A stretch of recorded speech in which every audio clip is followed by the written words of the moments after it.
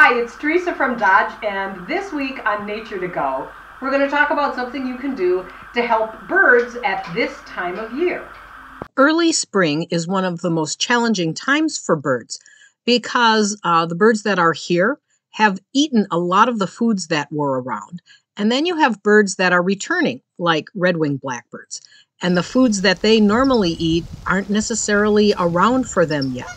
You figure there aren't green plants, there aren't insects around, so you've got these birds who need food but aren't able to find the food they're used to. And that's where creating suet comes in. Suet is a fat-based food for the birds. It is a high-energy food source for them, which is really valuable in these days when we're still experiencing cold weather and they don't have their regular foods available to them. They're able to easily digest the food, and it really helps them to be able to survive. You can either buy commercial products, ready-made suet, or there's an easy way to make your own, and that's what I'm going to show you today.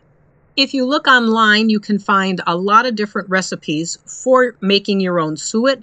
This particular recipe is one I found through Birdwatcher's Digest, and I've been making it for many years. First ingredient, 2 cups of just regular all-purpose flour. Next thing, you're going to use 2 cups of cornmeal.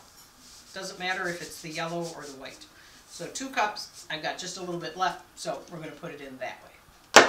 All right, next thing that you need is, this is a 16-ounce container of oatmeal. Put that whole thing in. And then the last dry ingredient is chick starter, which is this pellet stuff that you feed to chicks. It's sort of like a cereal. And we're going to need 4 cups of that.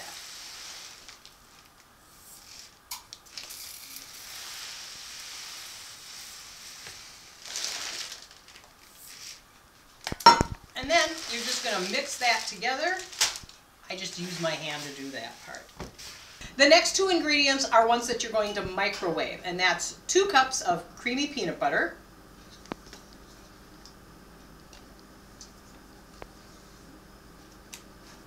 and lard, okay? And you can find this in the baking aisle at the grocery store. And this is going to provide the fat. Microwave this for 1 minute, then take it out, stir it, put it back in for another minute, bring it out, and stir it. So you're going to pour your wonderful lard and peanut butter mixture into all those dry ingredients and then mix it together.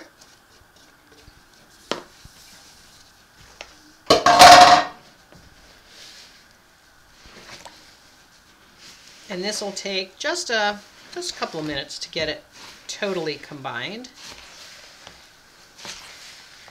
Scoop from underneath, bring it over the top, just like you're making cake batter or cookie batter, though you probably don't want to eat it. Then it's ready, and so we're going to put it into a 9x13 pan. I got this pan at a discount store. You could look for a pan at a thrift store. I just always use this same pan for my suet. And you're going to spread it out as flat as you can in the pan. And then to really flatten it, this is a trick I learned by watching various and sundry cooking shows. You take a measuring cup and you just use that to press it down. At this point, you just need to let it cool. Once the suet is made, then you're going to want to put it outside, and there's a couple of different kinds of containers that you can do that with. There are these commercially made cages, single, double, and the pre-made cakes fit into those, so you would just cut your suet to fit this. I prefer something that looks more round, like a log, and you can buy commercially made ones. This is out of some kind of a recycled plastic material, and then it's made to look like a log. But I've also made my own. I had a pine branch that fell down, And I just drilled holes through the branch, drilled a hole so that I could make a hook for it. This is particularly long, but that's great because then the pileated woodpecker, who's very long, has a base that he can sit against really easily. So here are just a couple of ideas of what you could put your suet in when you go to put it outside. While we think of suet as being a food that attracts woodpeckers, this time of year, you'll see a wide range of birds that will be willing to come to the suet feeders.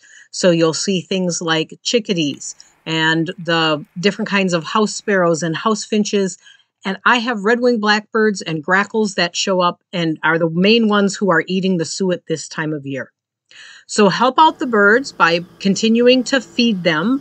Once we've got our plants greening and we've got insects to deal with, then you can stop putting suet out. But for now, you're really going to help the birds. Thanks for joining me for this episode of Nature to Go, and we'll talk to you again next time.